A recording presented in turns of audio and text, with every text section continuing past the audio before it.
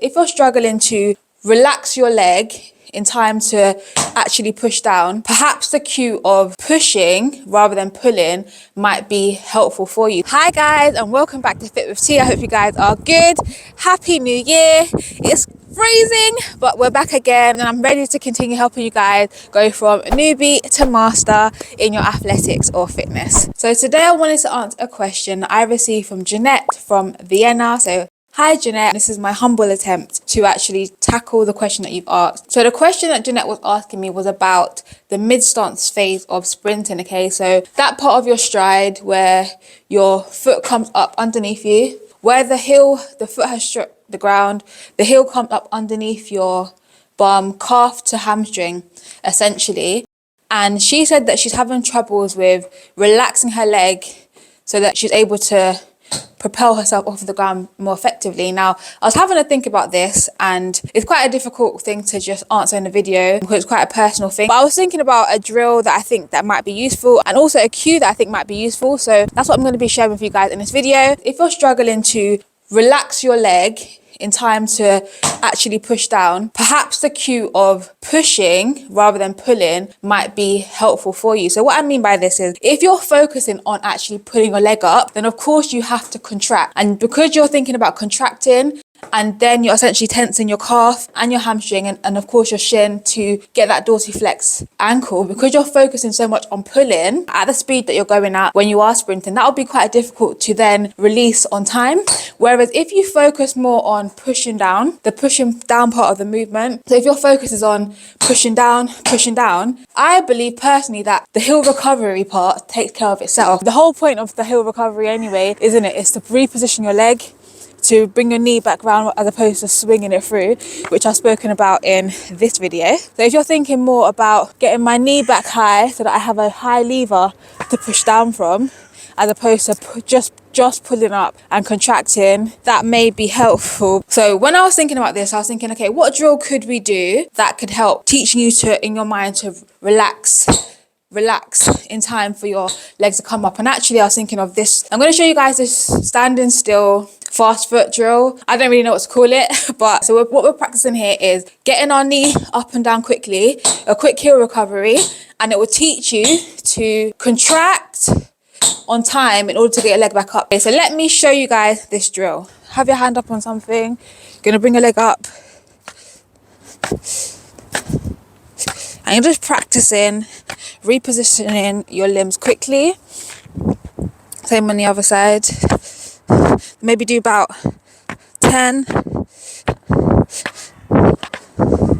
and change sides, right? So what you're going to do is you're going to bring your leg up, strike the ground, and you're going to bring yourself back into that A position. So let's call it the fast foot A standing drill. Strike the ground, and you see how I'm still getting the heel recovery. Of course, it's not coming up as high as when you're sprinting, because when you're sprinting, you're producing much more force and the heel does come up much tighter than that. But at the same time, it teaches you to practice repositioning your limbs quickly. So that's part of the struggle, isn't it? In terms of if you're contracting here, you're struggling to reposition your limb because you're keeping the contraction here, so you can't actually release to push down.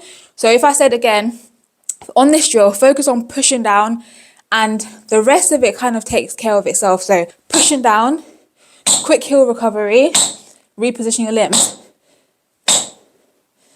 So you hear that quick sound. So we're not quite just going up and down because we do want to practice the heel recovery. So it makes a little bit of a chalky sound. I don't know what to call that. Right, so let's do the same thing with the other leg. And you might find that one leg you find easier to do than the other leg. That's one drill that I was thinking about that might help you to practice, because even though you have to contract to pull up, you're thinking about a reposition. You're thinking about finishing back here. And because you're thinking about finishing back here, which is the position that you're going to push down from, it's quite a good way to train yourself to relax on time. So I hope that drill is helpful. So the standing fast foot A. Okay, so quickly. So you can do that with trainers and you can also do it without trainers. So let me just show you without trainers. Doing it without trainers as well. So I'm inside the changing room today. Now, without trainers, you're not going to hear the sound, but because now I've got a smoother surface, I can actually hit. I don't have any of my trainers or the cushioning inhibited in that sense, right? So with your shoes off, you can get that feeling of reacting, because as soon as you feel the ground, you can bring it back up again. So again, it's the same drill, but you can do it without shoes and with shoes. And that's a good drill to add. You can add it to your warm-up. You can add it to something you do at home. You know, just a way to practice that. When you're drilling, you can think about pushing down all the time. So pushing down when you're doing your A skip, your B skip, when you're doing your fast feet, whatever it is you're doing, think about pushing down to propel. So you're practicing that all the time, right? Now, when you're actually running, of course you have to think about certain things to begin with. But if your focus is on pulling, then actually, how about we change that cue to not necessarily pulling, but thinking about your knee and thinking about your hip, okay? So if you now think about your knee and your hip, then you're gonna think about, where's my knee? If you want your knee to come up, your heel has to come up. If you want your knee to come up, your heel has to come up, yeah? That's kind of a natural thing, like I said. So if you're thinking, I want my knee to be in front again, I want my knee to be high so that I can push down with a strong lever, and I want my hip to be open again when I hit the ground, right? So if you're thinking knee and hip, knee and hip, knee and hip, knee and hip, the lower limb should take care of itself. You have 3 different joints. You've got your ankle, your knee, and your hip when it comes to sprinting, right? And these 3, we want them to work together. And so I hope the first drill that I gave you, the fast foot A standing drill, helps you to learn to relax the limb. And then maybe thinking about pushing down, getting your knee back high again to push down, as opposed to thinking about pulling, may help to relax that, because the heel recovery part of the motion is quite natural. If you hit the ground really hard, you're going to have a heel recovery, right?